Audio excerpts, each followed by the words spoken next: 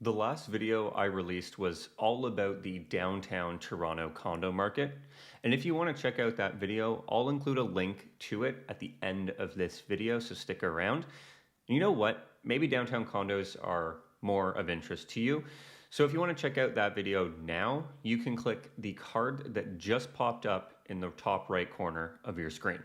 This time around, we're going to focus on the Midtown condo market and see where condos currently sit in terms of average price, list to sale ratio, days on market, and much more. If you're new to the channel or you're a returning viewer, welcome and thank you for being here. My name is Macallum and I lead a real estate team here in the city of Toronto, and we specialize in residential resale and pre-construction. If you'd like to schedule a call with me, you can go to the first link in the description of this video and book a meeting directly into my calendar at a time that works best for you. It's no secret that the market is moving very quickly these days. As is the same almost every year, the market picks up during the spring because sellers and buyers alike want to move when the weather is nice during the summer, and more importantly, want to move before the beginning of the school year. Over the past month or so, we've been working with many buyers and sellers looking to either upsize or downsize. And we're finding more often than not, we're ending up in a multiple offer situation, competing for one property against many other buyers. And this is not just for the freehold segment of the market, so the house segment of the market. We're seeing this on a lot of condos in downtown and midtown, particularly 2-bedroom condos, which seem to be all the craze right now. If you're looking to purchase a property anywhere today, whether that's a freehold house or a condo, it's absolutely crucial that you're prepared to do so with the right plan of action. So that means getting pre-approved, knowing exactly what you want, seeing the property as soon as it hits the market, potentially submitting a bully offer if needed, which sounds strange, and conducting all due diligence prior. Before we get into the numbers, head to the comments section and let me know what you think of the Midtown Toronto condo market. So now let's jump into some condo market data for Midtown Toronto. Now, downtown Toronto has more clearly defined borders, while Midtown Toronto does not. So I'm going to show you the areas that for the purposes of this video, we are going to consider as Midtown. We could make the argument that Midtown also includes C14 and C12 for sure. However, because this video is focused on condos specifically, and most condos are located towards Yonge and Eglinton, that's where we're going to look. So for the purposes of this video, Midtown is going to be considered as C02, which is Yorkville, Annex, and Summerhill area, C09, which is Rosedale, although there are not many condos in that area, C03, which is Forest Hill South, and C10, which is Yonge and Davisville and Yonge and Eglinton. And as one additional piece here, I'm only going to be looking at data for condo apartments, meaning the numbers in this video will not include condo townhouses. Let's kick off the data with days on market, because this metric is really telling of how quickly the market is moving at a particular point in time.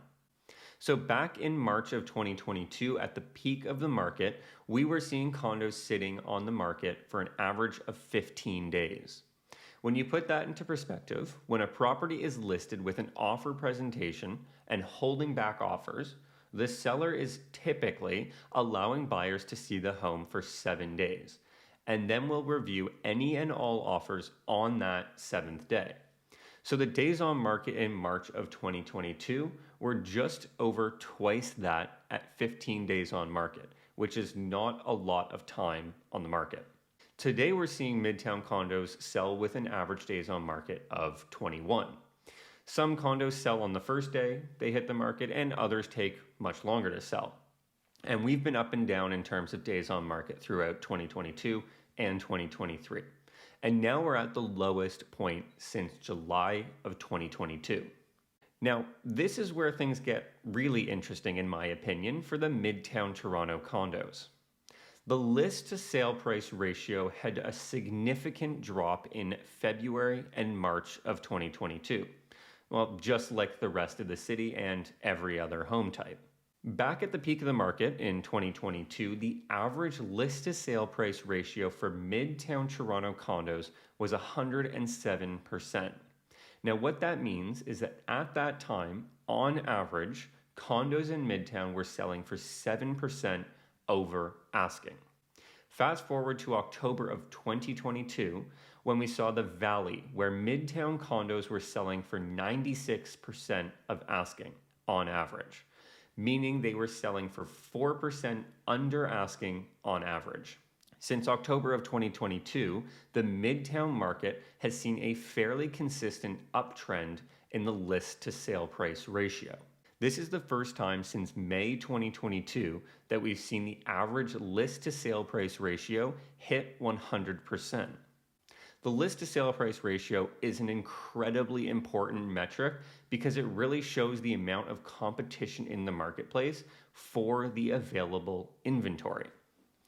As we're experiencing right now, the number of listings is quite low, and the number of buyers looking to purchase is increasing. Therefore, more properties are selling with multiple offers, which drives the prices upwards, and in this case of Midtown Toronto condos, to 100% of asking.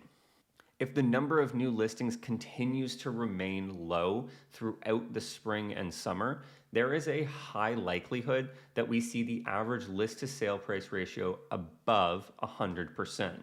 Now let's get into what you actually want to hear about if you stuck around this long. And that is the average sale price for Midtown Toronto condos. Back in the peak of the market, which for Midtown condos was February of 2022, the average selling price was $1.2 million. We've been on an uptick since the beginning of 2023, and the average sale price now is a little under 1.1. As a short anecdote, I love Midtown Toronto condos and think there is incredible opportunity for growth when comparing to downtown Toronto. If you want to check out my latest video about the downtown Toronto condo market, you can click the video here. And don't forget to subscribe to continue learning more about the Toronto real estate market.